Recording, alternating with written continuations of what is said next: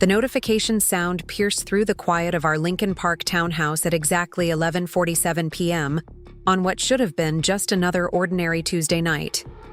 I was curled up on our burgundy leather couch, laptop balanced on my knees, finishing a presentation for the morning's client meeting when my phone lit up with an Instagram story alert. Ashley Chen had posted something new, and for reasons I still can't fully explain, I felt compelled to watch it. Maybe it was intuition, maybe it was the nagging feeling that had been growing in my chest for weeks, or maybe it was just the universe finally deciding to stop protecting me from the truth. The video started innocently enough, Ashley's perfectly manicured nails wrapped around a champagne glass, the soft lighting of what I immediately recognized as Alinea, one of Chicago's most exclusive restaurants. But before we jump back in, tell us where you're tuning in from, and if this story touches you, make sure you're subscribed, because tomorrow, I've saved something extra special for you. The same restaurant where Michael had taken me for our 5th wedding anniversary just 2 months earlier, where we'd shared the tasting menu and he'd told me how lucky he felt to have found his soulmate. But as the camera panned across the intimate table setting, my blood turned to ice. There, leaning back in the chair across from her, was my husband of 5 years, Michael Thompson, his hand reaching across the white tablecloth to stroke her cheek with the same gentle touch he used to reserve for me. The caption that accompanied Ashley's story made my hands shake so violently I nearly dropped my phone. Perfect date night with my amazing boyfriend. He always knows exactly how to make me feel special. The heart emoji that followed felt like a knife twisting in my chest, but it was the location tag that made me realize the full scope of what I was seeing. He was supposed to be in Detroit. He had kissed me goodbye that morning, his laptop bag slung over his shoulder, promising to call me when he landed, and complaining about how much he hated these quarterly client visits that kept him away from home. I sat there in the darkness of our living room, surrounded by the life we had built together, the photos from our honeymoon in Tuscany, the throw pillows I had carefully selected to match the paint color we had spent 3 weekends debating, the wedding china displayed in the cabinet he had assembled with his own hands, and felt my entire world shift on its axis. Michael wasn't in Detroit reviewing financial portfolios and attending boring corporate dinners.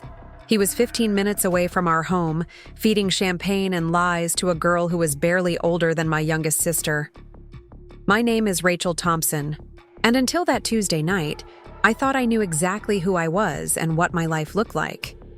I was a successful marketing director at Chen Communications, a mid-sized agency that specialized in helping small businesses build their brand presence in the competitive Chicago market. At 32, I had worked my way up from an entry-level coordinator position to managing a team of 12 creative professionals, and I took pride in the campaigns we developed and the genuine relationships I built with our clients. My work gave me purpose and fulfillment in a way that felt authentic and meaningful. More than my career, though, I defined myself through my marriage to Michael. We had met during my second year at Northwestern University, where I was studying communications, and he was finishing his MBA with a focus on corporate finance. He was everything I thought I wanted in a partner: ambitious, articulate, and charming in that easy way that made everyone want to be around him. Michael could walk into any room and within minutes have people laughing at his stories and hanging on his every word. He possessed a confidence that I found magnetic, and when he turned that attention toward me, I felt like the luckiest woman in the world. Our courtship had been a whirlwind of romantic gestures and grand declarations. Michael proposed on the observation deck of the John Hancock Building during a Christmas Eve snowstorm, presenting me with a ring he had been saving for months to buy. The proposal was everything I had dreamed of: thoughtful, dramatic, and deeply personal.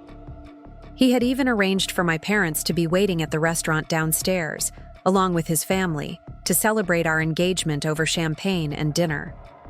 It felt like the beginning of a fairy tale. The first 3 years of our marriage had been genuinely happy. We bought the Lincoln Park townhouse together, spending weekends at antique shops and furniture stores, building our home one carefully, chosen piece at a time. Michael supported my career ambitions even when it meant late nights and weekend work commitments. He would bring me coffee during particularly stressful campaign launches and listen patiently when I needed to talk through challenging client situations. In return, I supported his own professional goals, attending corporate events and dinner parties where I played the role of the charming, accomplished wife who enhanced his image in the competitive world of Chicago finance. We had talked about children, planning to start trying after our 5th anniversary. Michael wanted to be more established in his career first, and I understood the practical wisdom in waiting until we were more financially secure. We had dreams of family vacations and little league games and parent-teacher conferences. We discussed moving to a larger house in the suburbs when the time came. Maybe something with a big backyard and room for the golden retriever Michael had always wanted. These conversations felt real and attainable, grounded in the solid foundation of love and mutual respect we had built together. But somewhere during the 4th year of our marriage, things began to shift in ways that were so subtle I convinced myself I was imagining them. Michael started working longer hours, often not coming home until after I had already gone to bed. When I would ask about his day, his responses became vague and distracted. He claimed that Meridian Financial Group was expanding their client base and that his expertise in portfolio management was in high demand.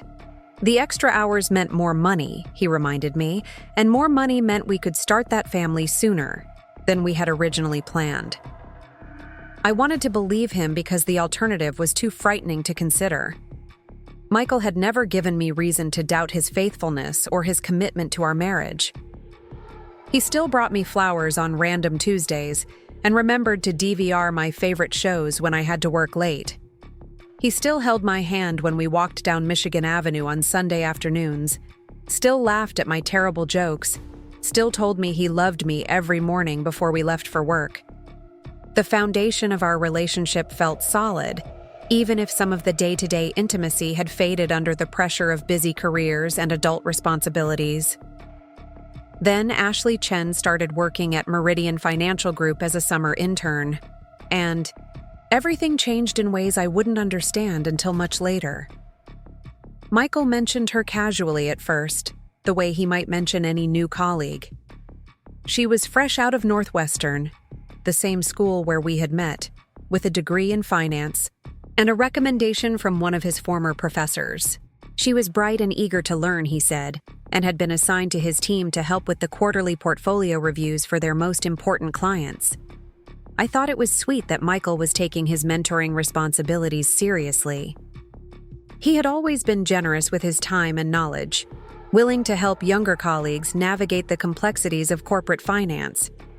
When he started staying late to help Ashley understand complex financial models, I admired his dedication to developing new talent. When he mentioned taking her to client dinners so she could observe professional presentations, I thought it showed real investment in her education and career development. The first time I met Ashley was at our annual 4th of July barbecue, a tradition Michael and I had started during our 2nd year of marriage. Every year we would invite friends, family, and some of his colleagues to our backyard for grilled food, cold beer, and fireworks over the lake. I had suggested that Michael invite Ashley, thinking it would be a nice way to welcome her to the Meridian Financial family and help her feel connected to the broader community of Chicago finance professionals. Ashley arrived wearing a sundress that was both professional and flattering, carrying a bottle of wine and a homemade apple pie that she had baked herself. She was stunning in that effortless way that some young women possess. Clear skin that glowed without makeup, thick black hair that fell in perfect waves, and the kind of genuine smile that made everyone around her feel special. But more than her physical beauty, Ashley radiated an intelligence and warmth that made her immediately likable. She asked thoughtful questions about my work in marketing, complimented our home with genuine appreciation, and helped me serve food without being asked. I liked her immediately, which made everything that followed so much more devastating. Ashley wasn't some calculating woman trying to steal my husband. She was a 22-year-old girl with dreams and ambitions who had no idea she was being manipulated by a man with far more experience in deception than she could possibly understand. She talked excitedly about her plans after the internship ended, her hopes of finding a permanent position in finance, her desire to make her parents proud of the education they had sacrificed to provide. During the barbecue, I watched Michael interact with Ashley and saw nothing that raised any red flags. He was friendly but professional, introducing her to other guests and making sure she felt included in conversations. If anything, he seemed slightly paternal in his attention, the way a good mentor should be with a young protege. When she helped me clear dishes from the patio table, Ashley mentioned how grateful she was to be working with someone as knowledgeable and patient as Michael. She said he had been incredibly generous with his time and expertise, helping her understand aspects of the business that other interns never got to see. As summer turned to fall, Michael's work demands seemed to intensify even further. He was traveling more frequently, attending conferences and client meetings that kept him away from home for days at a time. When he was in Chicago, he was often working until 9 or 10 at night, coming home exhausted and distracted. I tried to be understanding and supportive, remembering how demanding my own career could be during busy periods. But I began to feel like we were living parallel lives that intersected only briefly in the mornings and late at night. The changes in Michael's behavior were subtle enough that I questioned whether I was being paranoid or overly sensitive. He started going to the gym regularly for the first time in years, claiming that sitting at a desk all day was making him feel old and out of shape. He updated his wardrobe, replacing his conservative suits with more modern cuts and colors. He bought a new cologne, something expensive and sophisticated that he wore even when he was just working from home. When I complimented these changes, he would deflect with comments about wanting to maintain professional standards and feeling more confident when he looked his best. Our physical intimacy, which had always been an important part of our relationship, began to decline in frequency and intensity. Michael claimed he was stressed about work deadlines and concerned about meeting the expectations of demanding clients. He apologized for being distant and promised that things would return to normal once the busy season ended. I believed him because I wanted to believe him, because the alternative was admitting that something fundamental had shifted in our marriage. The first real warning sign came in late September when I noticed charges on our joint credit card that didn't match Michael's explanations of his activities. Expensive dinners at restaurants he claimed to have eaten at alone, hotel rooms in cities where he said he was staying with colleagues, purchases from stores that seemed inconsistent with his usual shopping habits. When I asked about these expenses, Michael had reasonable explanations that made me feel foolish for questioning him. The dinners were with potential clients, he said. The hotel rooms were necessary when his original accommodations fell through. The purchases were gifts for business associates or replacements for items he had forgotten to pack. Each explanation made perfect sense in isolation, but collectively they painted a picture that made me increasingly uncomfortable. I started paying closer attention to Michael's schedule, noting discrepancies between what he told me and what his calendar seemed to indicate. Preparing and narrating this story took us a lot of time, so if you are enjoying it, subscribe to our channel. It means a lot to us. Now back to the story. I began listening more carefully to his phone conversations, though he had started taking most calls in his home office with the door closed.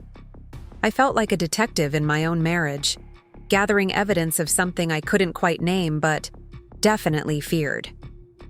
The turning point came during the last week of October when Michael announced another business trip, this one to Detroit to review quarterly reports with a major client.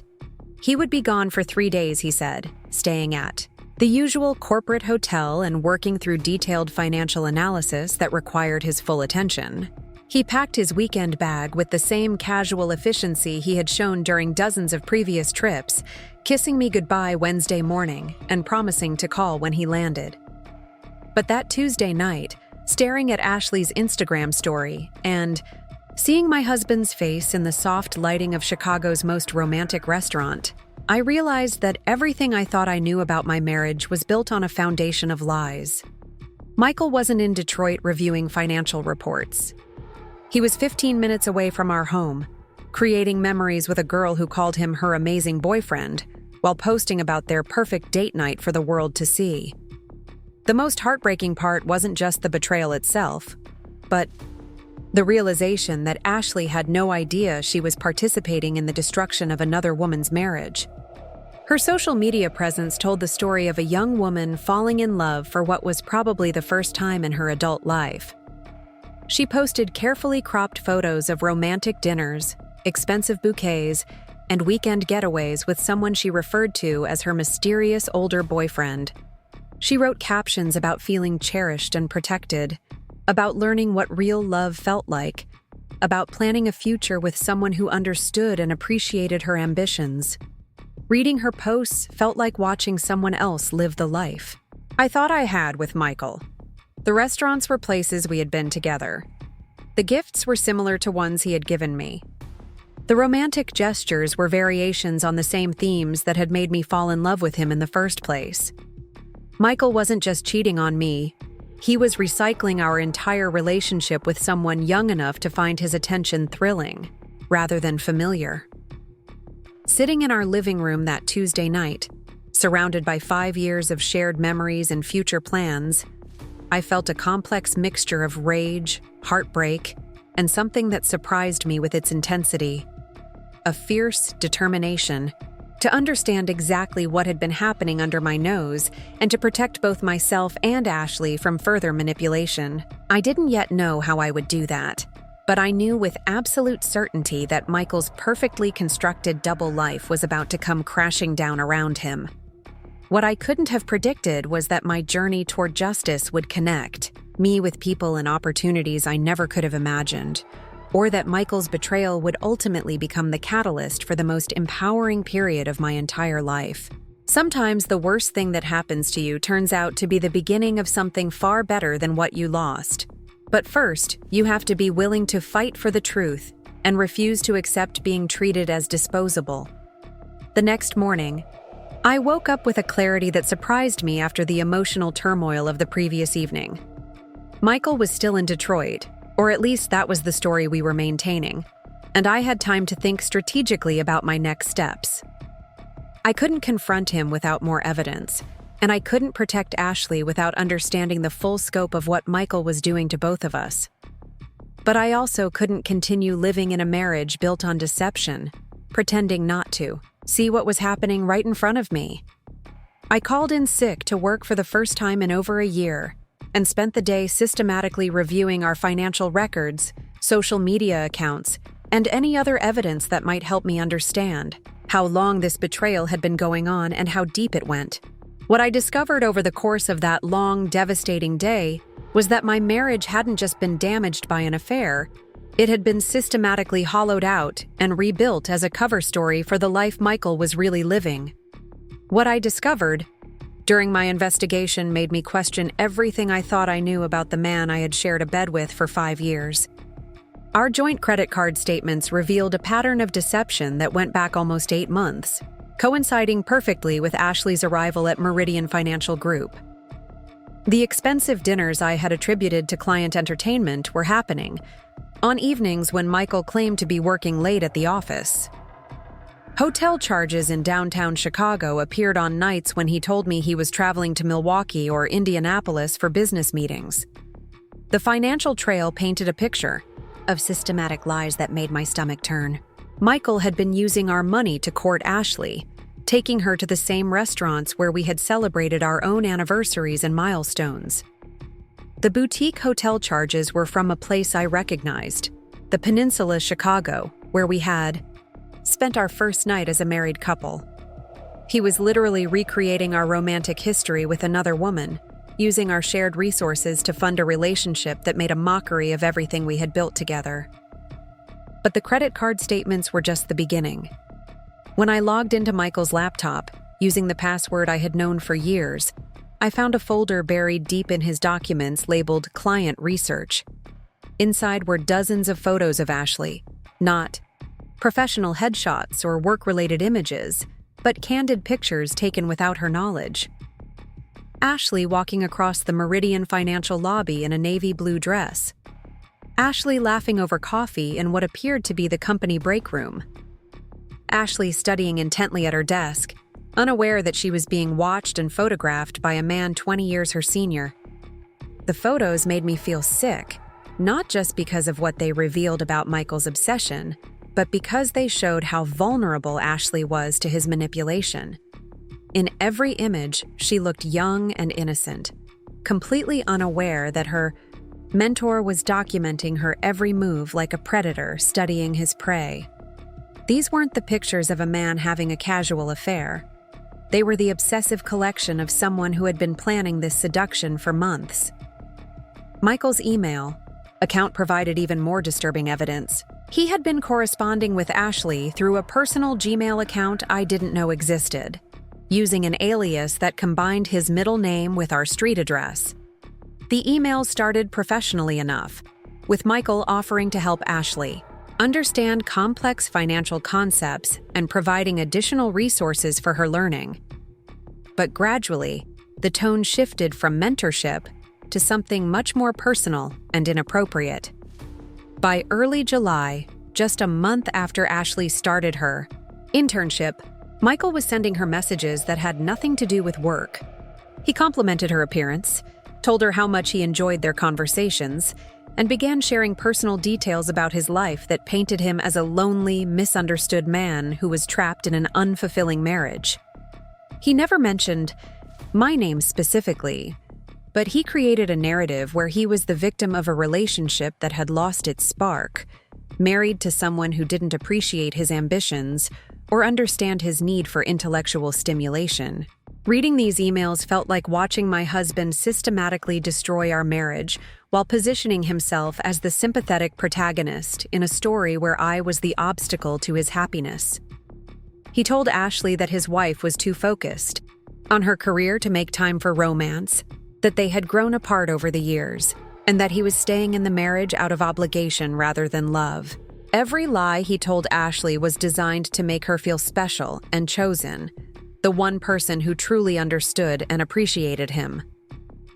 Ashley's responses to these emails broke my heart in a completely different way. She was clearly falling for Michael's manipulation, but her messages revealed a young woman with genuine feelings and pure intentions. She worried about the ethics of their growing connection, questioning whether it was appropriate for her to have feelings for her supervisor. She asked if he was sure about ending his marriage, expressing concern about becoming the reason for someone's divorce. Her emails showed someone with a moral compass who was being deliberately misled by a man with far more experience in deception. Michael's responses to Ashley's concerns were masterful in their manipulation.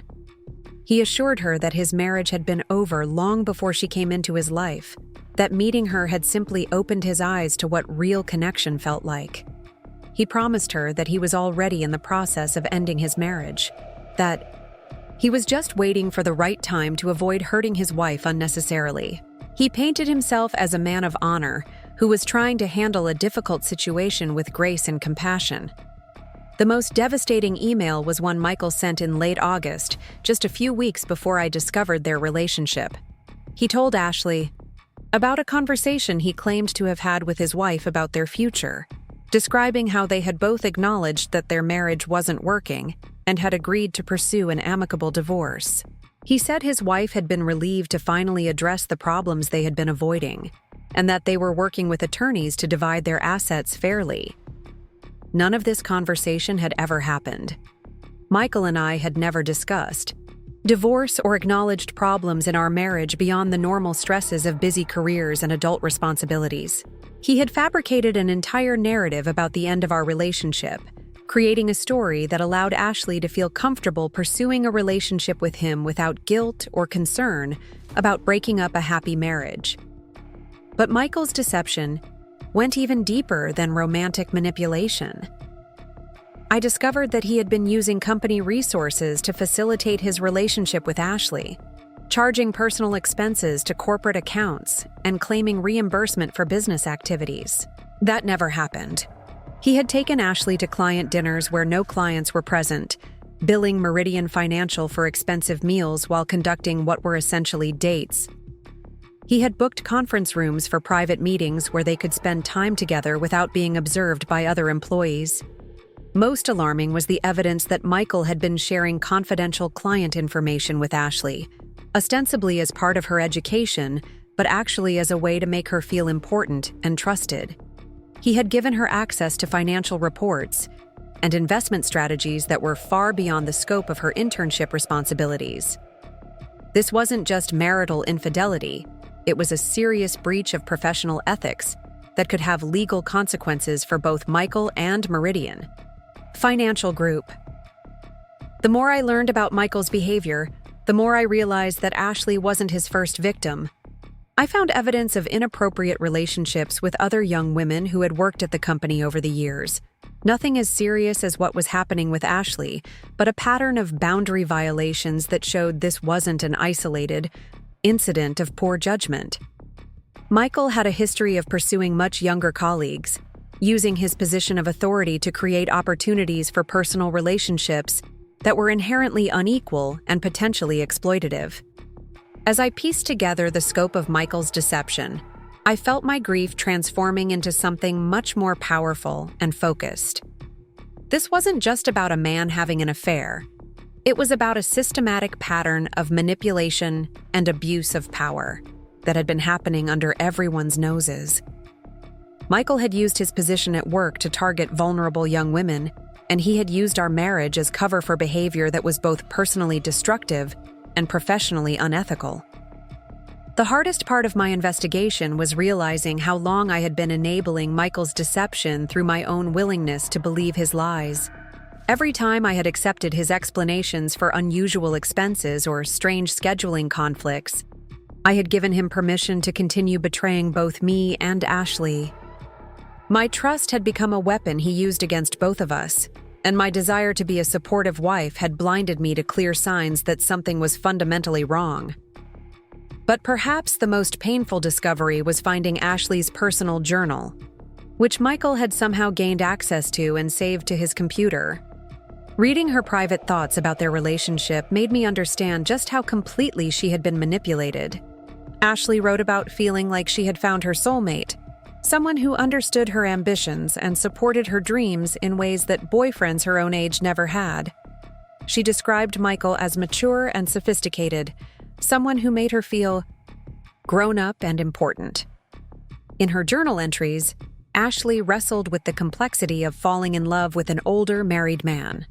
She questioned whether their relationship was wrong, but ultimately convinced herself that true love couldn't be denied, and that Michael's marriage must have been truly over for him to risk everything to be with her.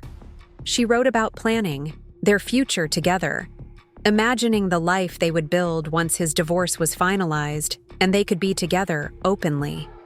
Reading Ashley's private thoughts felt like an invasion of her privacy, but it also gave me crucial insight into how thoroughly Michael had deceived her. She had no idea that he was still presenting himself as a devoted husband in public, that he had never mentioned divorce to me, or that he was financing their relationship with money from joint accounts that I helped earn. Ashley thought she was the most important person in Michael's life, unaware that she was actually just the latest in a series of young women he had pursued while maintaining the facade of a stable marriage. By the time I finished my investigation, I had compiled enough evidence to destroy Michael's career, end his marriage, and protect Ashley from further manipulation.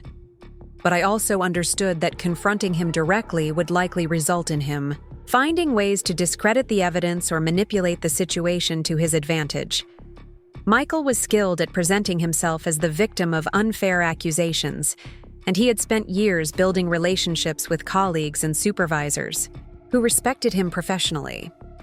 I needed allies who could help me expose Michael's behavior in a way that would ensure real consequences and prevent him from simply moving to another company and repeating the same pattern with other young women.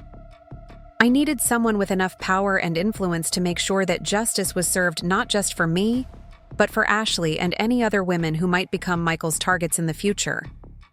The confrontation I had been dreading came sooner than I expected. Michael returned from his supposed business trip to Detroit on Thursday evening, carrying his overnight bag and wearing the satisfied expression of a man who believed his deception was still intact. He kissed me hello with the same casual affection he had shown for months, asking about my week and sharing fabricated stories about his meetings with clients who didn't exist.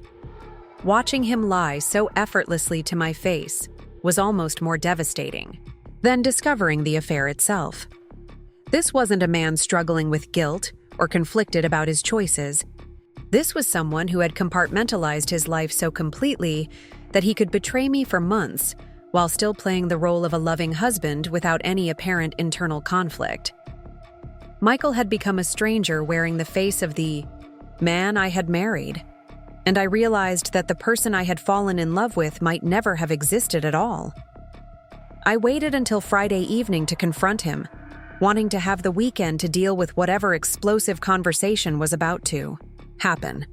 I had printed out the most damaging evidence: the credit card statements, the emails, and several of Ashley's social media posts that clearly showed Michael in the background. I arranged everything on our dining room table like a prosecutor, presenting a case, each piece of evidence carefully organized to tell the complete story of his betrayal. When Michael walked into the dining room and saw the documents spread across the table, his face went through a series of expressions that would have been comical if the situation weren't so devastating. First came confusion, then recognition, then a brief moment of what might have been shame before his features settled into the defensive mask I had seen him use in difficult business situations.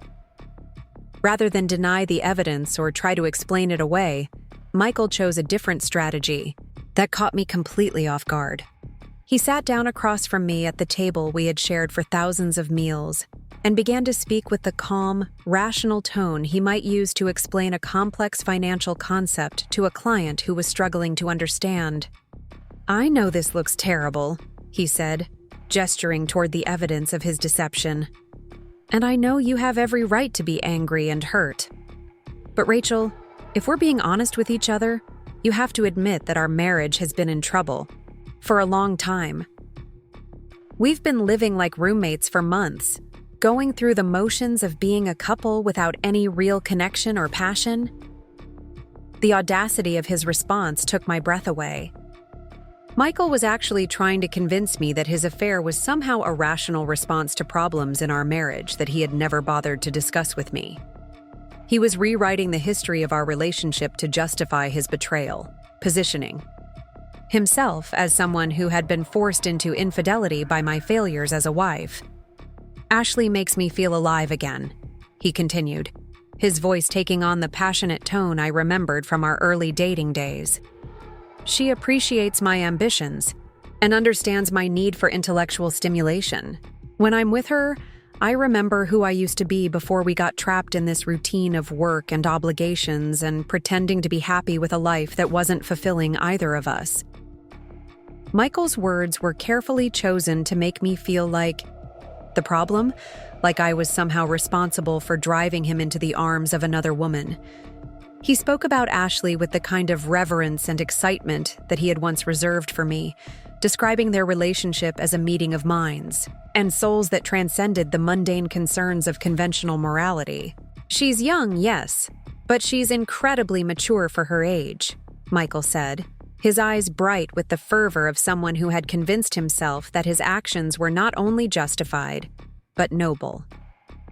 "Ashley sees the world with such clarity and optimism. Being with her reminds me that life is supposed to be about passion and growth, not just paying bills and maintaining appearances." The most infuriating part of Michael's speech was how he managed to make himself sound like the victim of circumstances beyond his control, rather than a man who had made deliberate choices to betray his wife and manipulate a vulnerable young woman. He talked about falling in love with Ashley as if it were something that had happened to him, rather than something he had actively pursued through months of calculated seduction. "I never meant for this to happen," he said, reaching across the table as if to take my hand. "But now that it has, I can't pretend to feel guilty about finding real happiness. Ashley and I have something special, something worth fighting for. I think deep down, You know that trying to hold onto a marriage that isn't working anymore would be unfair to both of us. Michael's attempt to paint our divorce as a mutual decision that would benefit everyone involved was perhaps the most manipulative thing he had said yet. He was trying to convince me to accept his betrayal as a favor, a gift that would free me from a marriage that he was retroactively deciding had been unsatisfying for both of us. When I finally found my voice, it came out steadier and colder than I had expected. "Does Ashley know that you're still married to me?" I asked, watching Michael's confident expression falter slightly. "Does she know that the money you've been spending on her comes from our joint accounts? Does she know that you've never actually filed for divorce, or even mentioned the word to me until this moment?" Michael's face flushed with what might have been embarrassment, but his response showed no real remorse for the deception he had practiced on both of us. "Ashley knows that my marriage is over," he said defensively. "I've been honest with her about the fact that we've grown apart and that I'm planning to end things. I just wanted to handle the situation with some dignity instead of creating unnecessary drama." The lies came so easily to Michael that I wondered if he had actually convinced himself they were true. In his version of events, he was the honorable man trying to navigate a difficult situation with grace, while I was the obstacle preventing him from pursuing legitimate happiness with someone who truly understood him. "Ashley deserves better than being used as your escape route from a marriage you never bothered to try to fix," I said, my voice gaining strength as my anger overcame my shock. "She deserves to know that she's not the mature, sophisticated relationship she thinks she's in, but the victim of a man who's been lying to everyone in his life for months." Michael's response revealed the depth of his narcissism and his complete inability to accept responsibility for the pain he had caused. Instead of acknowledging the harm he had done to both me and Ashley, he became defensive and angry, accusing me of being jealous and vindictive. "You're just upset because someone younger and more interesting came along," he said with a cruelty that felt like a physical slap. "Ashley appreciates me in ways you never have. She supports my ambitions instead of just tolerating them. She makes me feel like the man I was always meant to be." That night, sleeping alone in our guest bedroom while Michael presumably called Ashley to explain why their weekend plans would need to be postponed, I realized that my marriage wasn't just over. It had probably been dead for months while I was still trying to perform CPR on something that Michael had already decided to abandon. But more than mourning the end of my relationship, I was angry about the systematic way Michael had deceived both me and Ashley. And I was determined to make sure he faced real consequences for the harm he had caused. I spent the weekend researching divorce attorneys and trying to understand my legal options, but I also found myself thinking about Ashley and wondering if she had any idea what kind of man she was really involved with. She deserved to know the truth about Michael's character and his pattern of manipulation, not just for her own protection, but because she had the right to make informed decisions about her future. By Sunday evening, I had made two crucial decisions. First, I was going to file for divorce immediately and take every legal step necessary to protect myself financially and emotionally from further manipulation. Second, I was going to find a way to expose Michael's professional misconduct and ensure that he faced consequences beyond just the end of our marriage. A man who had spent months using his position of authority to manipulate a young employee and steal from his company deserved to have his career destroyed along with his marriage. The call came on Monday morning at exactly 9:15, just as I was sitting in my car outside the law offices of Hamilton and Associates, gathering courage for my first consultation with a divorce attorney. The number was unfamiliar, but something about the timing made me answer despite my emotional exhaustion and reluctance to speak to anyone who might be connected to Michael's world. "Mrs. Thompson, this is Victoria Sterling from Sterling and Associates. I apologize for calling so early, but I believe we need to discuss some urgent matters regarding your husband's employment situation at Meridian Financial Group." The voice was crisp and professional, with the kind of authoritative tone that suggested this woman was accustomed to having her calls returned promptly and her meetings scheduled around other people's availability. I sat in my car, engine running and heat blasting against the October chill, trying to process why a stranger would be calling me about Michael's work situation. "I'm sorry, but I don't understand. Are you with Human Resources at Meridian? Because if this is about health insurance or benefits, you should probably speak directly with my husband." Victoria Sterling's laugh was brief and entirely without humor. "Mrs. Thompson, I think there are several things about your husband's professional conduct that you're not aware of. And given recent developments, I believe you have the right to know what's been happening. I'm not calling from Human Resources. I'm calling as a member of Meridian Financial Group's board of directors. And frankly, what I've discovered about Michael's behavior requires immediate attention from multiple parties." The words hit me like cold water. Board of directors. That meant this woman had serious power within Michael's company, the kind of authority that could make or break careers with a single decision. I turned off my car and settled back into the driver's seat, suddenly very interested in what Victoria Sterling had to say. "I don't mean to be rude, but how do you know about my personal situation? And why would the board of directors be involved in what's essentially a marital problem?" I tried to keep my voice steady, but the implications of her call were already making my pulse race. "Mrs. Thompson, what's happening between your husband and Ashley Chen stopped being just a marital problem the moment it began affecting company operations and potentially violating numerous corporate policies. I've been monitoring the situation for several weeks, and I think you'd be surprised by what I've uncovered about Michael's professional conduct during his relationship with Miss Chen." Victoria Sterling spoke with the measured precision of someone who had spent decades in corporate leadership, choosing each word carefully and delivering information in a way that commanded attention without revealing too much too quickly. There was something about her tone that suggested she was accustomed to dealing with complex situations that required both discretion and decisive action. I realize this is probably overwhelming, especially if you're dealing with personal issues related to your marriage. But I think it would be beneficial for both of us to meet in person to discuss what I've learned about your husband's activities. Are you available for lunch today? I can meet you wherever is most convenient. I looked at my appointment calendar and realized that everything I had planned for the day suddenly seemed insignificant compared to the opportunity to understand what Michael had been doing from a professional perspective.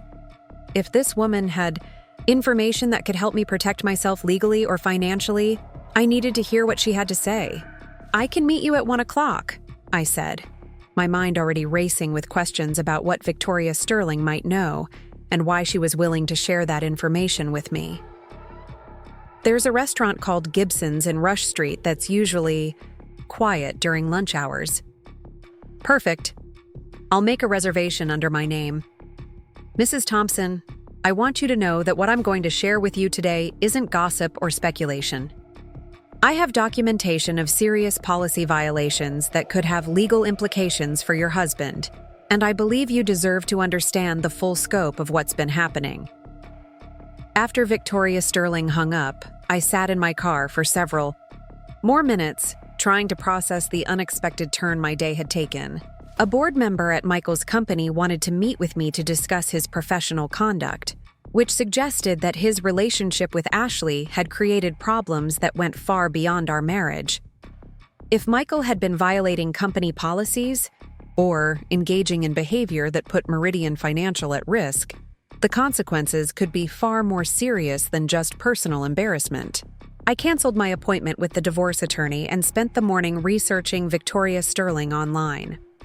What I discovered was both impressive and intimidating. Victoria wasn't just any board member. She was one of the most powerful women in Chicago's financial sector, with a career that spanned over 30 years and included leadership positions at several major investment firms. She had built Sterling and Associates from a small consultancy into one of the most respected financial advisory companies in the Midwest, and her client list included Fortune 500 companies and high-net-worth individuals whose names regularly appeared in business publications.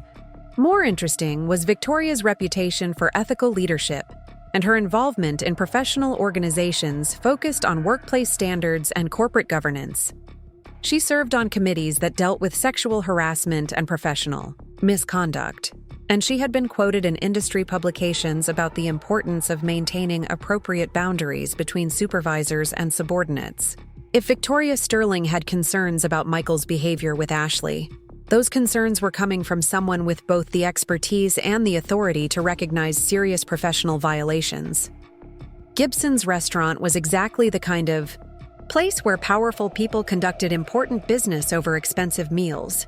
The atmosphere was sophisticated without being pretentious, and the lunch crowd consisted primarily of well-dressed professionals who spoke in the measured tones of people discussing deals worth millions of dollars. I arrived 15 minutes early and was shown to a corner table where I could observe the other diners while waiting for Victoria to arrive. When Victoria Sterling walked into the restaurant, I recognized her immediately from the professional photos I had seen online.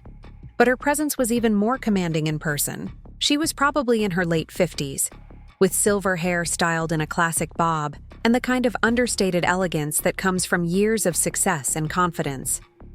She wore a charcoal gray suit that was clearly expensive and carried herself with the bearing of someone who was accustomed to being the most important person in any room she entered.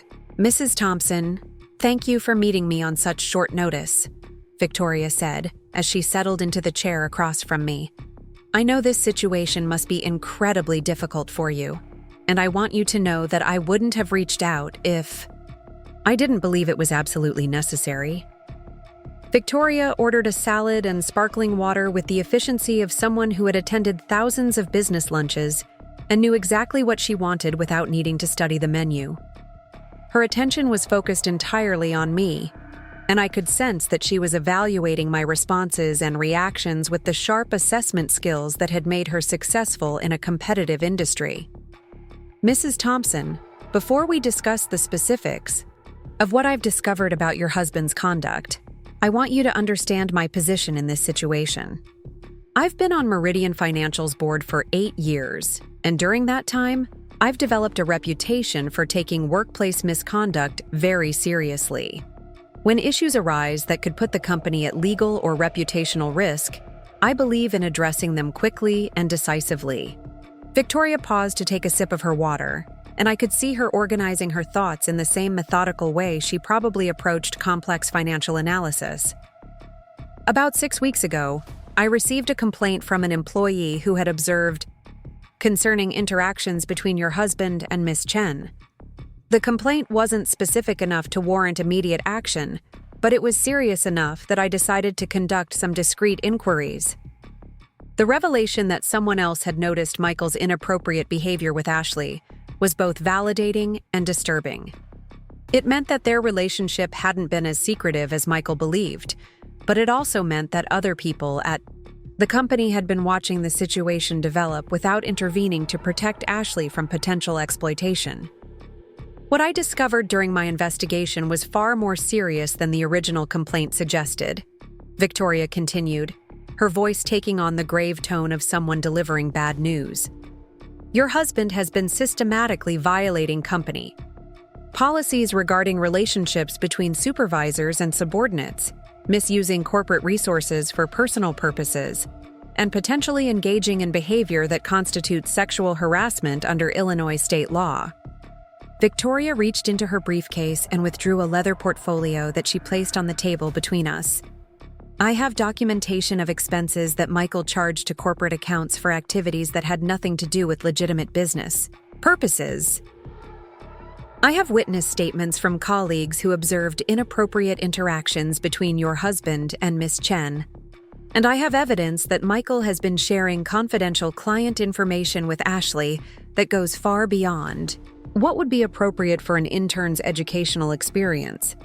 The portfolio contained photocopies of expense reports, email correspondence, and what appeared to be official statements from Meridian Financial employees. Victoria had clearly been conducting a thorough investigation that went far beyond casual observation, and the evidence she had compiled painted a picture of systematic professional misconduct that could have serious legal consequences for Michael. The most concerning aspect of what I've discovered is the power imbalance between your husband and Miss Chen, Victoria said, her expression growing even more serious. Ashley is a 22-year-old intern who is completely dependent on Michael for her professional references and future career opportunities. The relationship between them isn't just inappropriate, it's inherently coercive because of the authority he holds over her professional future. Victoria's analysis of the power dynamics in Michael's relationship with Ashley helped me understand why his behavior was so much more serious than a simple affair. This wasn't just about adultery, it was about a pattern of exploitation that took advantage of Ashley's vulnerability and inexperience. Michael had used his position of authority to pursue a relationship with someone who was in no position to refuse his advances without potentially destroying her career prospects. Mrs. Thompson, I want to be very clear about something, Victoria said, leaning forward slightly to emphasize the importance of what she was about to say. Miss Chen is not the villain in this situation. She's a victim of your husband's manipulation, just as you are. The difference is that she doesn't yet understand what's been done to her, while you're beginning to see the full scope of Michael's deception. The compassion in Victoria's voice when she spoke about Ashley surprised me, and helped ease some of the jealousy and resentment I had been feeling toward the young woman who had unknowingly participated in the destruction of my marriage. Victoria was right that Ashley was a victim too, someone who had been deliberately targeted and manipulated by a man with far more experience in deception than she could possibly understand.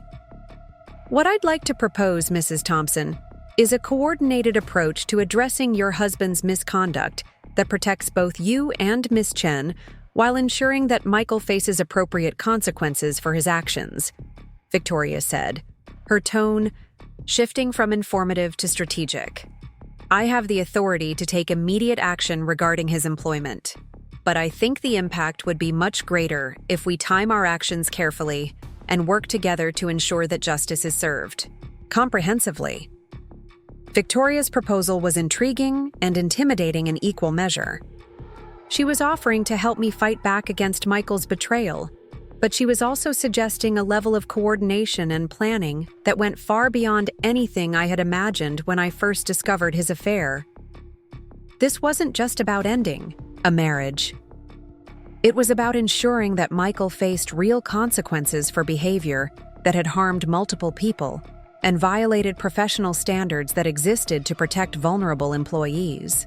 I'm not sure I understand what you're proposing, I said, though part of me was already drawn to the idea of having someone with real power on my side. Are you talking about getting Michael fired? Because honestly, I'm not sure that would accomplish anything beyond making him angry and potentially vindictive. Victoria's smile was sharp and knowing, the expression of someone who had spent years developing strategies for dealing with complex problems that required creative solutions. Mrs. Thompson, I'm not talking about simply getting your husband fired. I'm talking about ensuring that his pattern of misconduct is exposed in a way that prevents him from repeating it elsewhere, and that provides both you and Miss Chen with the protection and resources you need to move forward with your lives. She opened the portfolio again and showed me documents that detailed Michael's employment history, his current salary and benefits, and what appeared to be a comprehensive analysis of his professional relationships and performance reviews. Victoria had clearly been preparing for this conversation for weeks, gathering information that could be used to build a case against Michael that went far beyond simple policy violations. Your husband makes approximately $130,000 per year, plus bonuses that have averaged $25,000 annually over the past 3 years, Victoria said, consulting her notes with the precision of someone who had memorized every relevant detail. He has stock options that vest over 5 years, a retirement account with significant employer contributions, and health benefits that extend to spouses. If he's terminated for cause, he forfeits most of these benefits and becomes ineligible for unemployment compensation.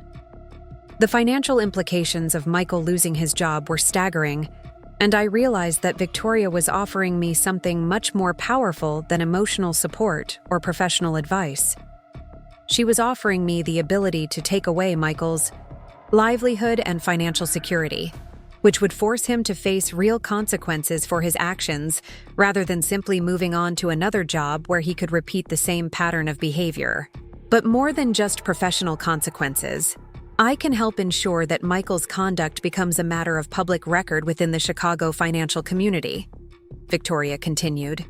Sexual harassment and professional misconduct allegations follow people throughout their careers, especially when they're documented and reported through official channels. Your husband would find it very difficult to obtain similar employment anywhere in the city. Victoria was offering me the chance to destroy Michael's career and reputation, which was both appealing and slightly frightening. I had never considered myself a vindictive person, but the scope of Michael's betrayal and manipulation made me want to ensure that he faced consequences that matched the harm he had caused. "What would you need from me?" I asked, surprised by how steady my voice sounded when everything inside me felt like it was vibrating with nervous energy. "And what exactly are you hoping to accomplish beyond just punishing Michael?"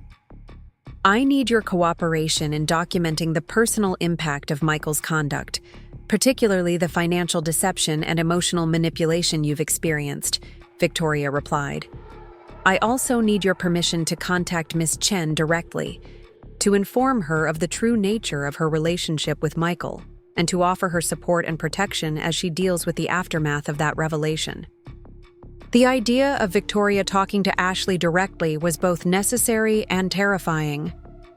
Ashley deserved to know the truth about Michael's character and his systematic deception, but I also knew that learning the reality of her situation would be devastating for someone who believed she was in love with a man who truly cared about her.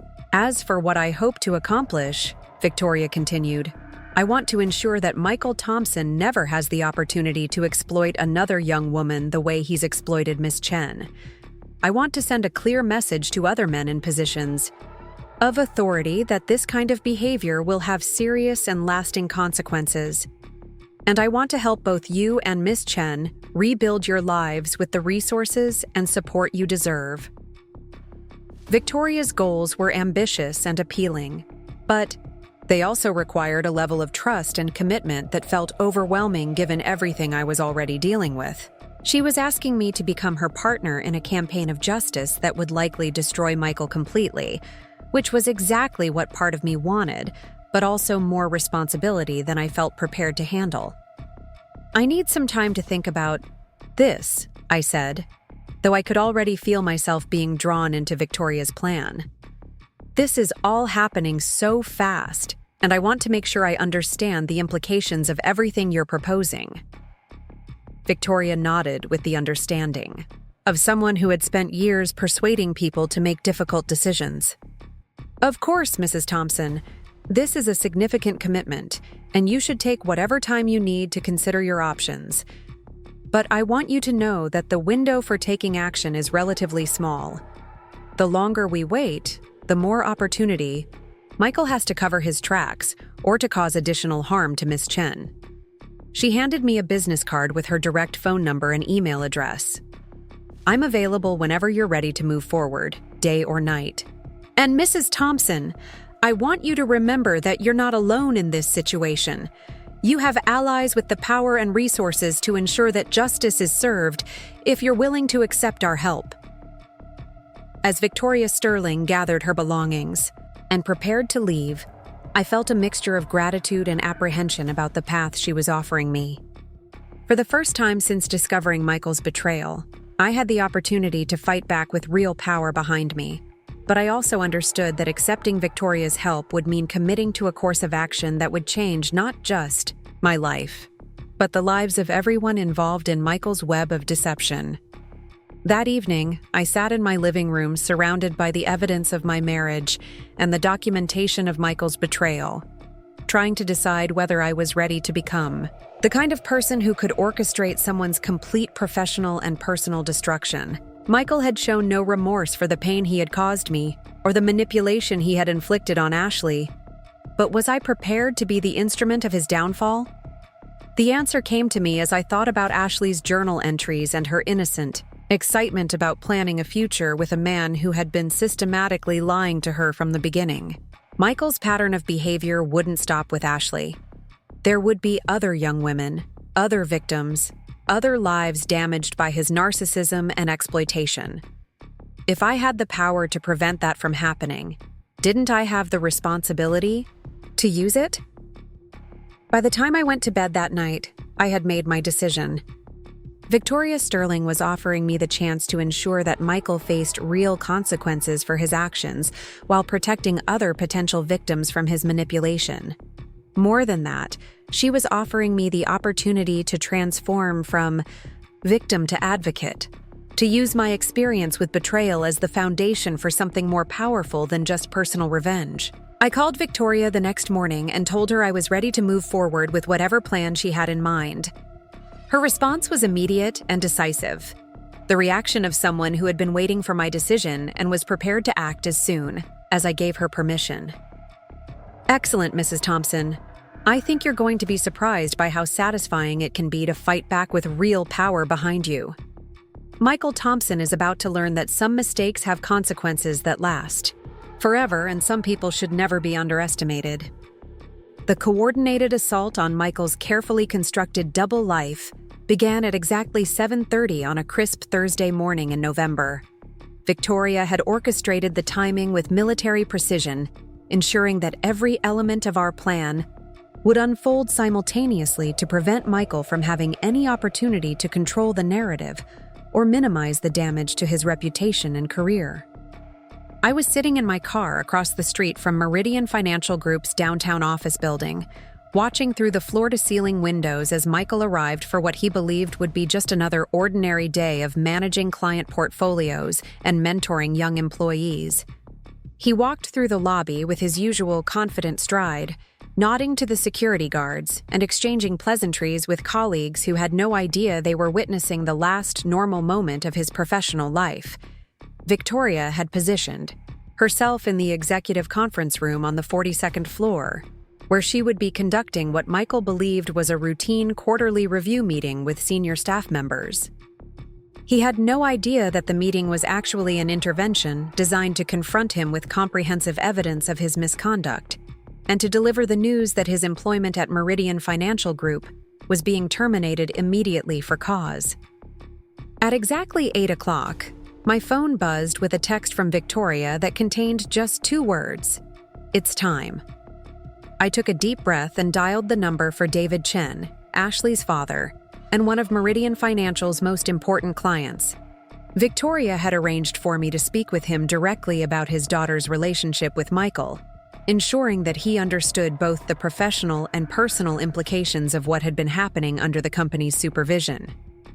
David Chen answered his phone with the brisk efficiency of a successful businessman who was accustomed to handling multiple crises simultaneously.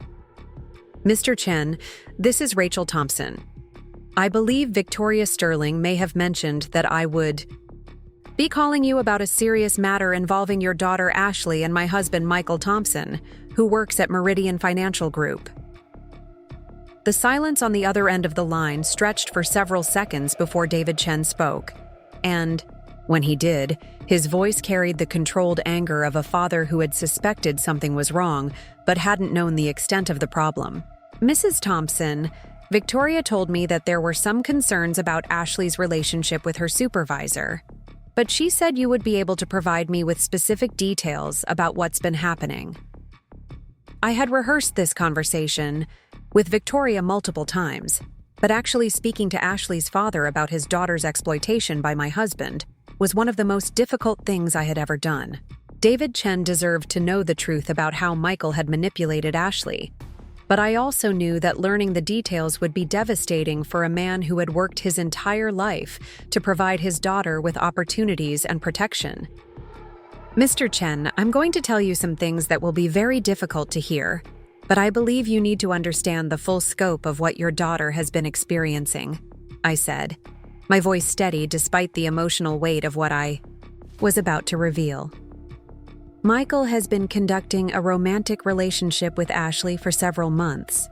using his position as her supervisor to manipulate her into believing that he's single and available for a serious relationship. I explained how Michael had created elaborate lies about our marriage being over, how he had used company resources to finance romantic dinners and weekend getaways, and how he had shared confidential client information with Ashley as a way of making her feel special and trusted. I told David Chen about the emails where Michael positioned himself as the victim of an unhappy marriage, and about the photographs he had taken of Ashley without her knowledge. David Chen's responses to this information were brief and controlled, but I could hear the fury building in his voice as he processed the extent to which his daughter had been deceived and exploited. "Mrs. Thompson, are you telling me that this man has been using my daughter as his escape from his marriage while lying to her about his intentions and violating professional boundaries that are supposed to protect young employees?"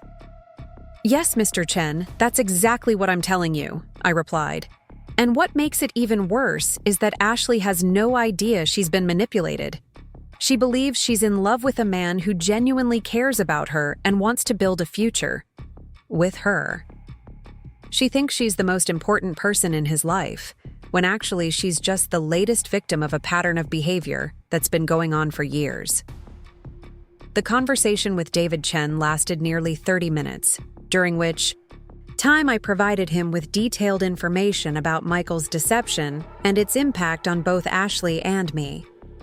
Victoria had coached me on exactly what information to share and how to present it in a way that would motivate David Chen to take decisive action that would have maximum impact on Michael's career and reputation. By the time I finished speaking with Ashley's father, he had made several commitments that would ensure Michael faced serious consequences for his behavior. David Chen was immediately pulling his business from Meridian Financial Group, which represented over $2 million in annual revenue for the company. He was also contacting his attorney to explore legal options for addressing the sexual harassment and professional misconduct that had occurred under the company's supervision. Most importantly, he was planning to have a very direct conversation with Ashley about the reality of her relationship with Michael. While I was speaking with David Chen, Victoria was conducting her own confrontation with Michael in the executive conference room at Meridian Financial. According to the plan we had developed, she would present him with comprehensive evidence of his policy violations and give him the opportunity to resign immediately or face termination for cause along with potential legal action.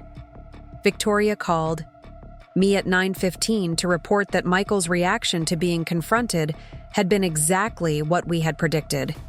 Rather than accepting responsibility for his actions or showing remorse for the harm he had caused, Michael had become defensive and angry, accusing Victoria of conducting a witch hunt based on gossip and speculation. He had demanded to see the evidence against him, apparently believing that he could talk his way out of the situation using the same charm and manipulation that had worked for him in other circumstances. He actually tried to convince me that his relationship with Ashley was legitimate and that any policy violations were minor technical issues that didn't warrant serious disciplinary action, Victoria reported, her voice carrying a mixture of disgust and professional satisfaction. Michael Thompson is exactly the kind of narcissist who believes his own lies so completely that he can't understand why other people don't accept them as truth. Victoria had responded to Michael's denials by presenting him with the folder containing expense reports, email correspondence, witness statements, and photographic evidence that documented months of systematic misconduct. She had explained that his employment was being terminated immediately, that his access to company systems and facilities was being revoked, and that Meridian Financial would be cooperating fully with any legal proceedings that might arise from his behavior. The look on his face when he realized that we had documented everything was absolutely priceless, Victoria continued. Michael went from arrogant indignation to genuine panic in about 30 seconds. I think it finally dawned on him that this wasn't just a minor workplace issue that he could smooth over with explanations and apologies. But Victoria's confrontation with Michael was just the beginning of what would be the worst day of his professional life. At 9:30, David Chen called Meridian Financial's CEO to formally withdraw his business from the company and to express his outrage about the sexual harassment his daughter had experienced under their supervision. The CEO, who had been briefed by Victoria about the situation, immediately called an emergency meeting with the Human Resources Department and the company's legal counsel to discuss damage control and liability issues. By 10 o'clock, word had spread throughout Meridian Financial that Michael Thompson had been terminated for sexual harassment and professional misconduct. The details of his behavior with Ashley Chen were being discussed in whispered conversations throughout the office, and colleagues who had previously respected him were beginning to recall incidents and interactions that now seemed inappropriate.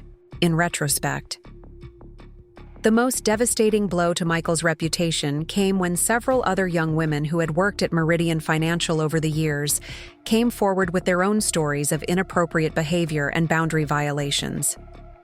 These women had previously remained silent about Michael's conduct, either because they hadn't understood that his behavior was wrong or because they had feared retaliation for speaking out against a popular and successful colleague. Victoria had anticipated that other victims might emerge once Michael's pattern of behavior became public knowledge, and she had prepared resources and support for any women who wanted to share their experiences. The emergence of multiple victims transformed Michael's situation from an isolated incident of poor judgment into a documented pattern of predatory behavior that had been enabled by insufficient oversight and inadequate reporting mechanisms. While Michael was dealing with the immediate consequences of losing his job and facing potential legal action, I was preparing for my own confrontation with him about our marriage and his systematic deception. Victoria had advised me to wait until after his termination to file for divorce, ensuring that he would be dealing with multiple crises simultaneously and would have limited resources for fighting the dissolution of our marriage. Michael arrived home that afternoon, looking like a man who had aged 10 years in a single day.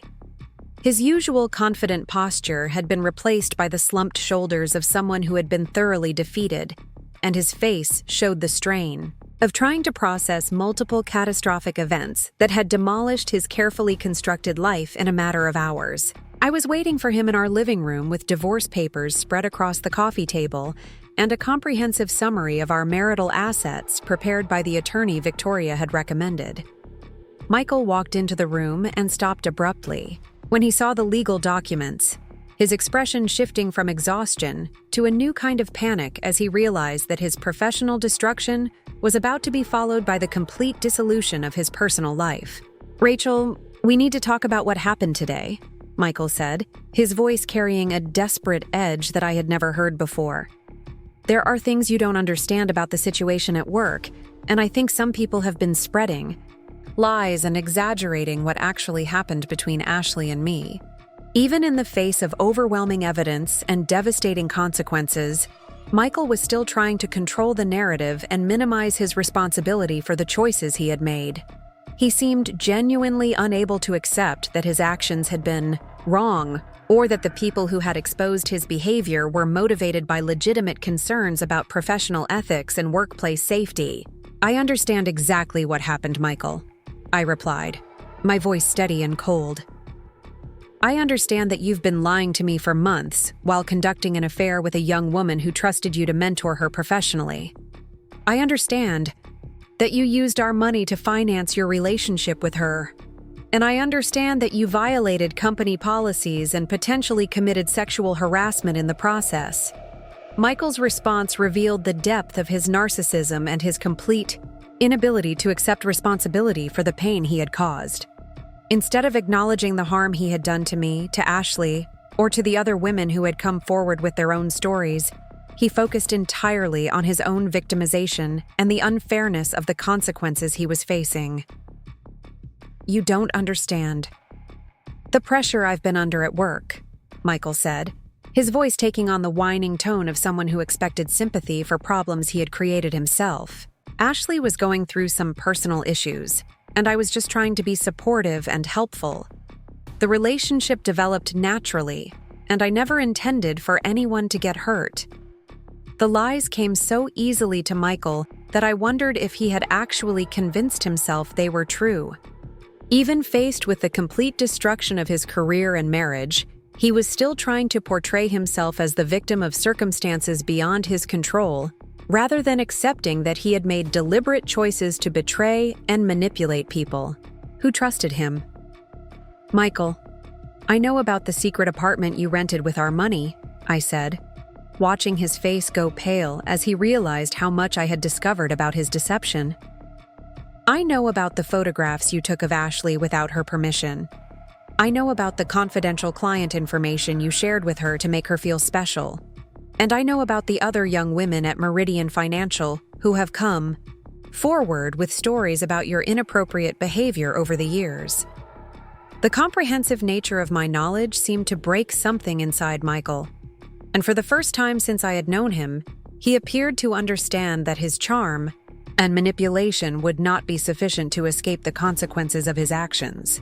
His shoulders sagged further as he absorbed the reality that his entire life had been systematically dismantled by people who had documented his behavior with far more precision and thoroughness than he had ever imagined possible.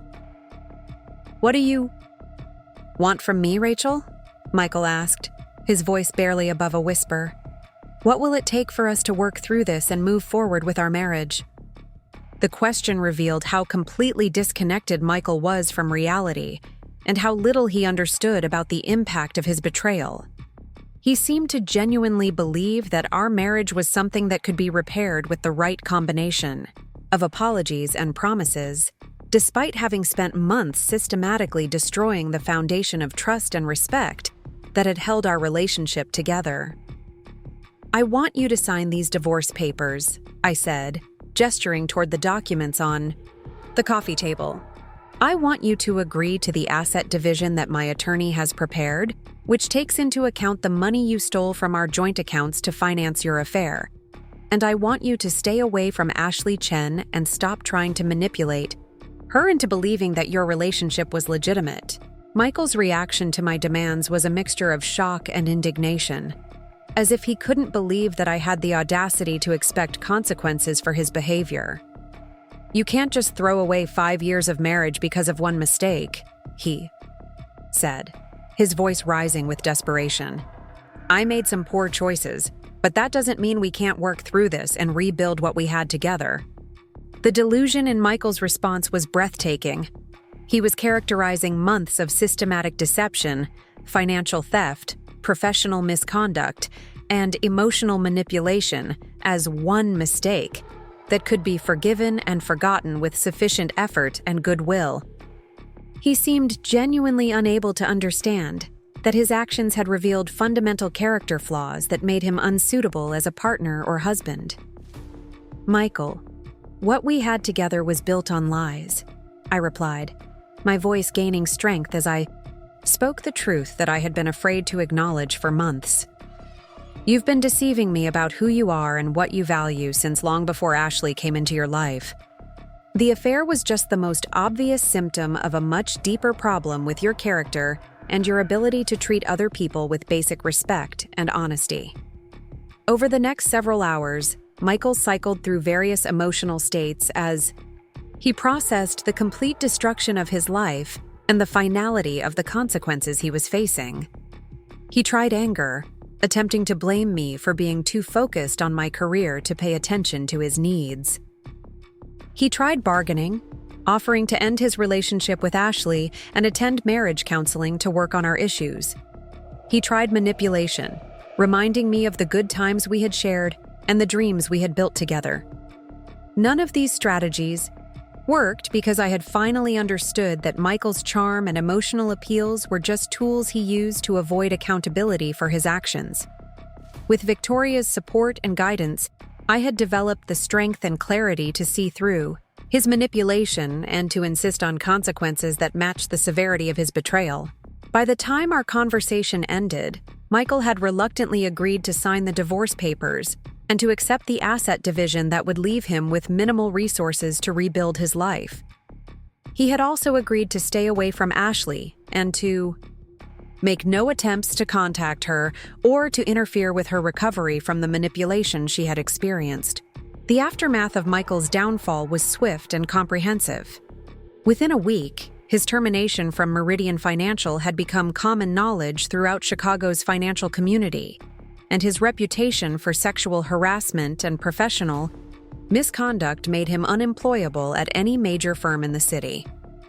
The other women who had come forward with stories about his behavior had provided enough evidence to support a pattern of predatory conduct that would follow him throughout his career. Ashley's recovery from learning the truth about Michael was difficult, but ultimately liberating. Her father's support and Victoria's guidance helped her understand that she had been the victim of systematic manipulation rather than a willing participant in destroying someone's marriage. She completed her internship at a different company and went on to build a successful career in finance, using her experience with Michael as motivation to become an advocate for workplace safety and professional ethics. David Chen's withdrawal of his business from Meridian Financial had significant financial consequences for the company, but it also sent a clear message to the broader business community that sexual harassment and professional misconduct would not be tolerated. Other clients began reviewing their own relationships with financial firms, demanding higher standards of professional conduct and better protections for young employees. Victoria Sterling and I developed a partnership that extended far beyond our collaboration in bringing Michael to justice. She hired me as a consultant for Sterling and Associates, where I specialized in developing marketing strategies for companies that wanted to demonstrate their commitment to ethical leadership and workplace safety. Our professional relationship grew into a genuine friendship based on mutual respect and shared values. 6 months after Michael's termination, I received a letter from him that was delivered through his attorney. In the letter, he claimed to have gained insight into his behavior through therapy and apologized for the pain he had caused me and Ashley. He expressed hope that we might someday be able to forgive him and to understand that his actions had been the result of personal struggles and professional pressures that had overwhelmed his judgment. Reading Michael's letter, I felt a complex mixture of emotions that surprised me with their clarity and strength.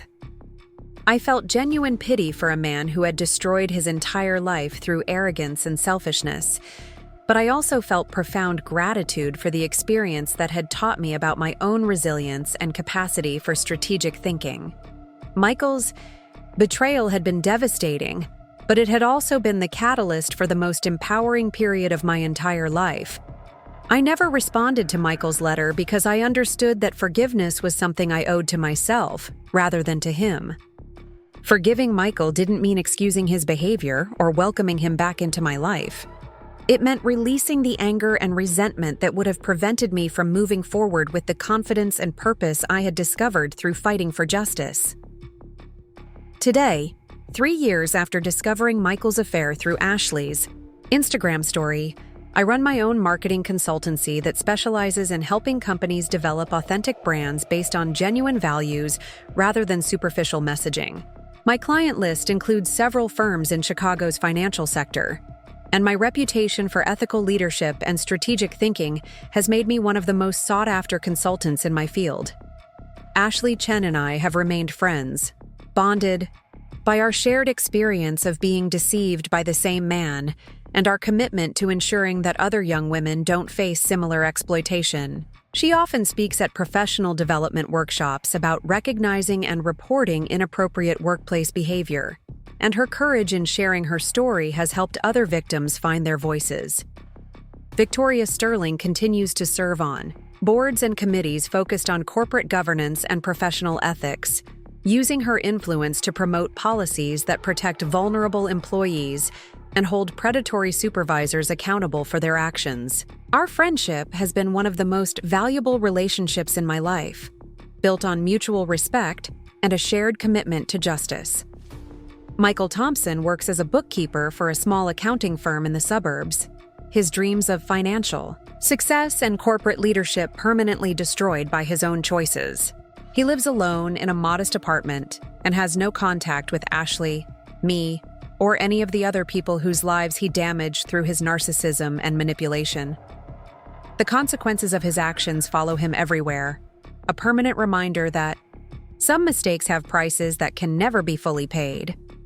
Sometimes people ask me if I regret the coordinated campaign that destroyed Michael's career and reputation, or if I think the consequences he faced were disproportionate to his crimes. My answer is always the same. Michael Thompson spent months systematically deceiving and manipulating vulnerable people for his own gratification, using his position of authority to exploit women who trusted him to act in their best interests. The destruction of his career and reputation wasn't revenge. It was justice served with the precision and thoroughness that his victims deserved. More importantly, the consequences he faced sent a clear message to other potential predators that exploitation and manipulation would be met with swift and devastating retaliation from people with the power and resources to fight back effectively. I learned that sometimes the worst thing that happens to you becomes the catalyst for discovering strength and purpose you never knew you possessed. Michael's betrayal taught me that I was capable of strategic thinking, decisive action, and building alliances with powerful people who shared my values. The experience transformed me from someone who things happened to into someone who made things happen, and that transformation has been worth every moment of pain and uncertainty I endured. The woman who stood alone in her living room 3 years ago, staring at an Instagram story that revealed her husband's betrayal, could never have imagined the life I live today. She was naive and trusting, willing to accept explanations that didn't quite make sense because she wanted to believe in the goodness of someone she loved. I don't miss her vulnerability, but I'm grateful for the journey that taught me the difference between being kind and being weak, between forgiveness and enabling, between justice and revenge. Michael Thompson thought he was dealing with a woman who would accept his betrayal quietly and move on with her life without causing him any significant consequences. He was wrong about that, just as he was wrong about almost everything else that mattered. Sometimes the people who seem the weakest turn out to be the most dangerous when they finally decide to fight back. And sometimes justice comes with a precision and creativity that exceeds anything revenge could accomplish. The phone call that would seal Michael's fate came on a gray December morning, exactly 6 weeks after his termination from Meridian Financial Group. I was in my temporary office at Sterling & Associates, reviewing marketing proposals for a new client, when Victoria knocked on my door with an expression that mixed professional satisfaction with something that looked almost like excitement. "Rachel, I just received some very interesting news from the Illinois Department of Financial and Professional Regulation," Victoria said, settling into the chair across from my desk with the controlled energy of someone who had been waiting to share important information. "It seems that several of Michael's former clients have filed formal complaints about his conduct, and the state is opening an investigation into his professional licensing." The implications of a state investigation were far-reaching and permanent. Unlike losing a job at a single company, having his professional licenses revoked would prevent Michael from working in the financial services industry anywhere in Illinois, and potentially in other states that had reciprocal licensing agreements. This wasn't just about destroying his current employment. It was about eliminating his ability to rebuild his career in his chosen field. The complaints aren't just about his relationship with Ashley, Victoria continued, consulting her notes with the thoroughness that characterized all of her professional activities. 3 elderly clients have come forward with allegations that Michael provided them with inappropriate investment advice that was designed to generate higher commissions for him, rather than better returns for their portfolios. Another client claims that Michael pressured her into making risky investments after she expressed concerns about her financial security. The emergence of these additional victims painted a picture of professional misconduct that went far beyond sexual harassment and workplace policy violations. Michael had apparently been using his position of trust to exploit vulnerable clients, particularly elderly individuals who relied on his expertise to protect their retirement savings and financial security. The pattern of exploitation that had begun with young female colleagues had extended to his client relationships, revealing a man who was willing to harm anyone who could be used to advance his own interests. What's particularly damaging is that one of the complainants is Margaret Hendricks, the widow of Judge Thomas Hendricks, Victoria said, her voice carrying the weight of someone who understood the political implications of high-profile victims. Mrs. Hendricks claims that Michael convinced her to invest her late husband's life insurance money in high-risk securities that lost 60% of their value within 6 months.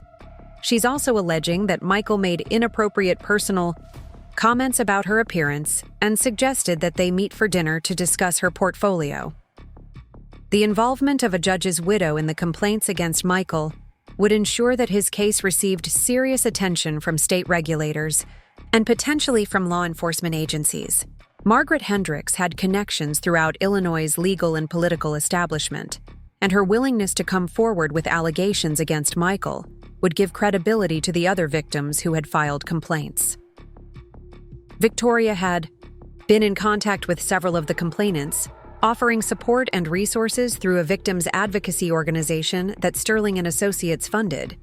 Her involvement in coordinating their complaints wasn't about revenge against Michael. It was about ensuring that vulnerable people received justice and that systemic problems in the financial services industry were addressed through appropriate regulatory channels. The state investigation is just the beginning, Victoria explained, opening a folder that contained correspondence with various regulatory and law enforcement agencies. The Securities and Exchange Commission has also opened a preliminary inquiry into Michael's activities, and the Chicago Police Department's Financial Crimes Unit is reviewing the allegations about client exploitation. The scope of the investigation into Michael's conduct was expanding beyond anything I had imagined when we first began documenting his relationship with Ashley. What had started as a workplace harassment case was becoming a comprehensive examination of professional misconduct that could result in criminal charges and federal sanctions. Michael's pattern of exploitation had finally attracted the attention of authorities with the power to ensure that he faced consequences proportional to the harm he had caused. But while Michael was dealing with mounting legal and regulatory problems, Ashley Chen was thriving in ways that demonstrated the resilience and strength that had made her a target for his manipulation in the first place. David Chen had used his business connections to secure Ashley a position at Northwestern Mutual, where she was working as a financial analyst under the supervision of a female mentor who understood the importance of protecting young professionals from exploitative relationships. Ashley had also become an advocate for workplace safety and professional ethics, speaking at conferences and training seminars about recognizing and reporting inappropriate conduct. Her willingness to share her story had inspired other young women to come forward with their own experiences, creating a network of survivors who supported each other while working to prevent similar exploitation from happening to others. Ashley called me yesterday to let me know that she's been accepted into the MBA program at Kellogg, Victoria reported with genuine pride in her voice. She's planning to specialize in corporate governance and risk management, with the goal of developing policies that protect vulnerable employees from predatory supervisors. Ashley's decision to pursue advanced education in the field where she had been victimized showed a level of courage and determination that impressed everyone who knew her story. Rather than allowing Michael's manipulation to drive her away from her chosen career, she was using her experience to become an expert in preventing similar exploitation from happening to others. The transformation in Ashley's life was matched by changes in my own circumstances that reflected the opportunities that had emerged from the destruction of my marriage to Michael.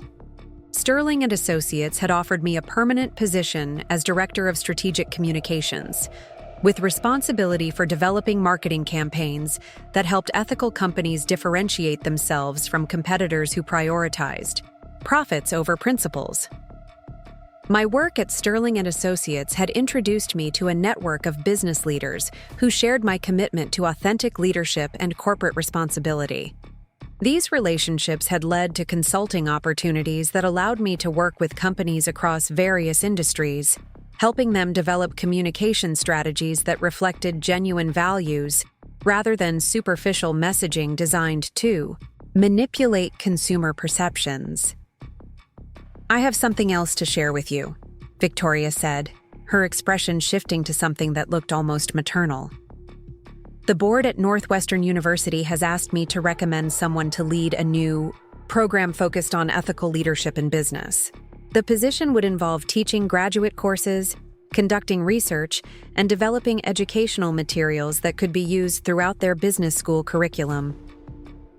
The opportunity Victoria was describing represented a chance to transform my experience with Michael's betrayal into a platform for educating future business leaders about the importance of ethical conduct and professional integrity. Teaching at Northwestern would allow me to reach students before they entered the workforce, potentially preventing some of them from becoming perpetrators or victims of workplace exploitation. The position comes with tenure-track eligibility, a competitive salary, and resources for research that could have real impact on how business schools address issues of professional conduct, Victoria continued. I think your combination of practical experience and strategic thinking would make you an ideal candidate for this role. The possibility of transitioning from consulting to academic work was both exciting and intimidating, but it also felt like a natural progression in the journey that had begun with discovering Michael's affair through Ashley's Instagram story. Every challenge I had faced since that night had prepared me for greater responsibilities and more meaningful work, and the opportunity to influence the next generation of business leaders seemed like the perfect way to ensure that my experience with betrayal and justice would have lasting positive impact. While I was contemplating this new opportunity, Michael's legal situation continued to deteriorate in ways that demonstrated the comprehensive nature of the justice that was finally being served.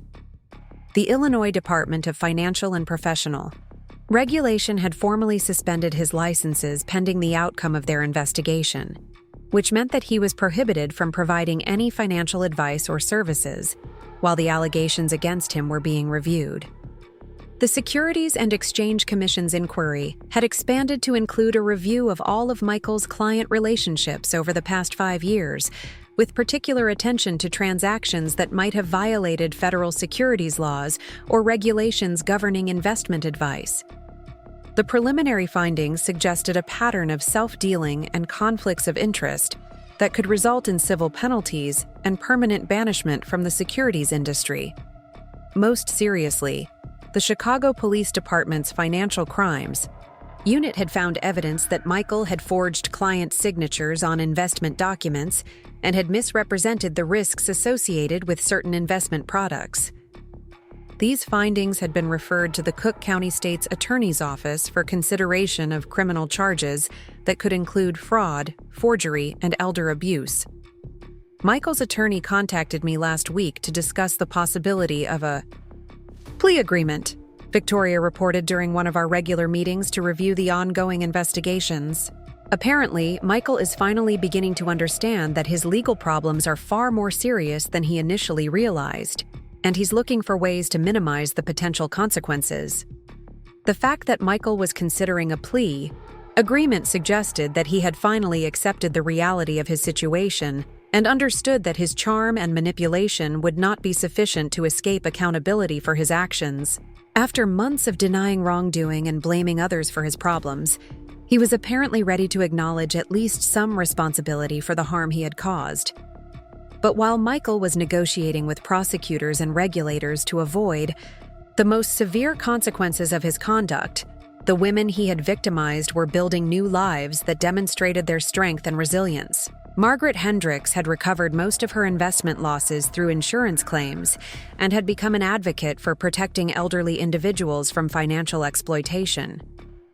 The other clients who had filed complaints were receiving support through victim assistance programs and were helping investigators understand the full scope of Michael's misconduct. The ripple effects of Michael's downfall extended beyond his immediate victims to create positive changes throughout Chicago's financial services industry. Several major firms had implemented new policies requiring additional oversight of relationships between supervisors and subordinates, and professional organizations had developed training programs focused on recognizing and preventing workplace exploitation. David Chen had used his influence in the business community to promote awareness of the power imbalances that make young employees vulnerable to exploitation by senior colleagues. His advocacy had led to the creation of a scholarship fund that provided financial support for students pursuing careers in business ethics and corporate governance. The changes we've seen in industry practices over the past year demonstrate that individual cases of misconduct can have broader positive impact when they're handled properly, Victoria observed during a lunch meeting where we were discussing the long-term implications of our campaign against Michael. Your willingness to fight back instead of accepting victimization has contributed to systemic improvements that will protect countless other people from similar exploitation. Victoria's perspective on the broader significance of our actions helped me understand that justice wasn't just about punishing Michael for his specific crimes. It was about creating accountability mechanisms that would deter other potential perpetrators from engaging in similar conduct. The comprehensive nature of the consequences Michael had faced sent a clear message throughout the business community that exploitation and manipulation would be met with swift and devastating retaliation.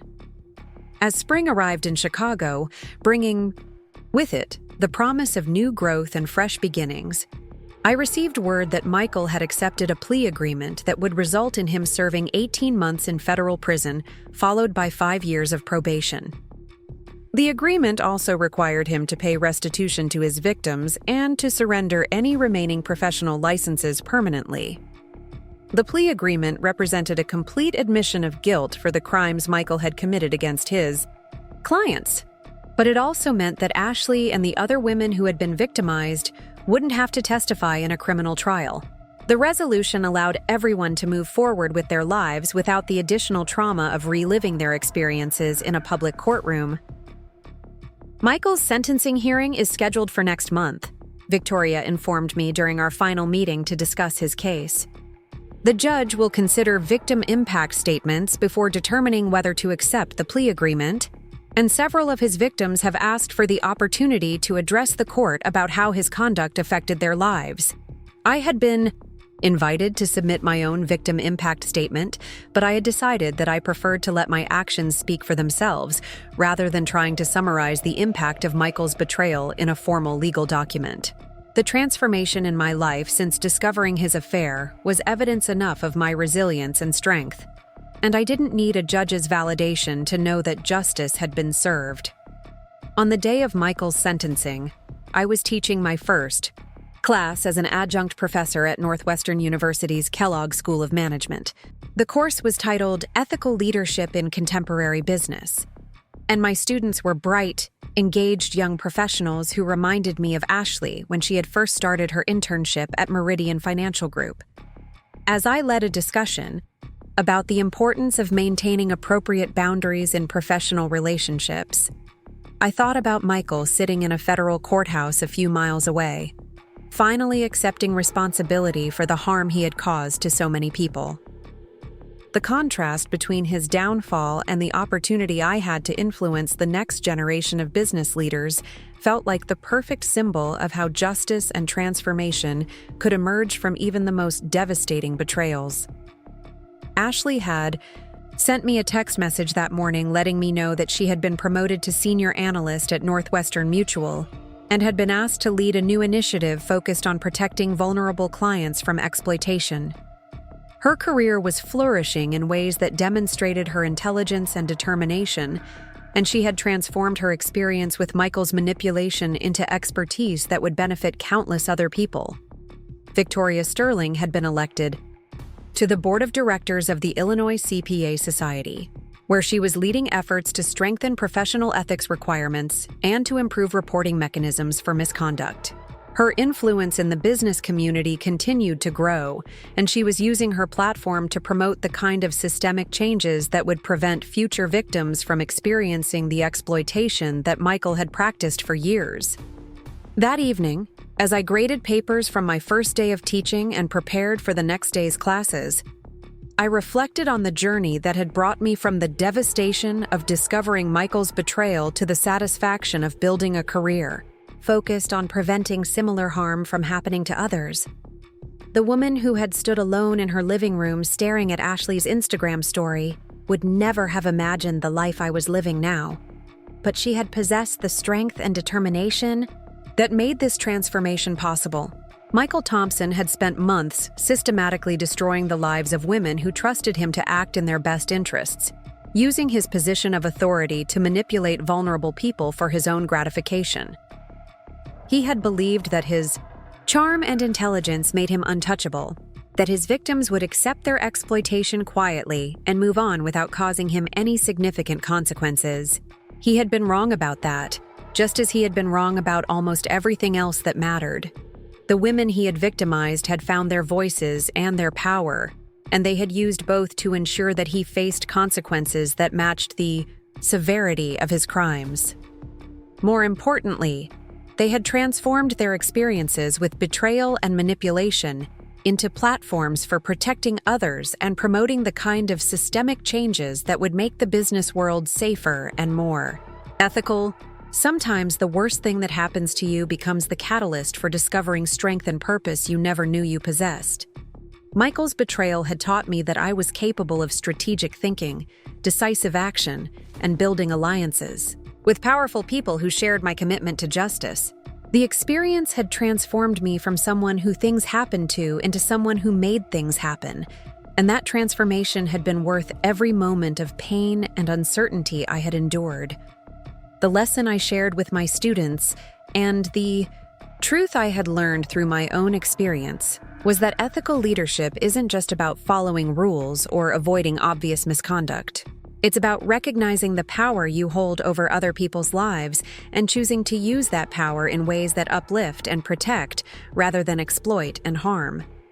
It's about understanding that every professional relationship is built on trust, and that violating that trust has consequences that extend far beyond the immediate victims. Michael Thompson had learned these lessons too late to save his career, his reputation, or his freedom. But his downfall had created opportunities for education and advocacy that would prevent countless other people from becoming victims of similar exploitation. In the end, his legacy wasn't the harm he had caused, but the positive changes that emerged from holding him accountable for his actions. 3 years after discovering his affair through a single Instagram story, I could say with complete confidence that justice had been served comprehensively, and that transformation had emerged from betrayal in ways that exceeded anything revenge could have accomplished. The arc of Michael's downfall and my own empowerment had become a story worth telling, not for its drama or its satisfying conclusion, but for its demonstration that ordinary people possess extraordinary power when they decide to fight back against injustice with intelligence, determination, and strategic precision. Up next, you've got 2 more standout stories right on your screen. If this one hit the mark, you won't want to pass these up. Just click and check them out.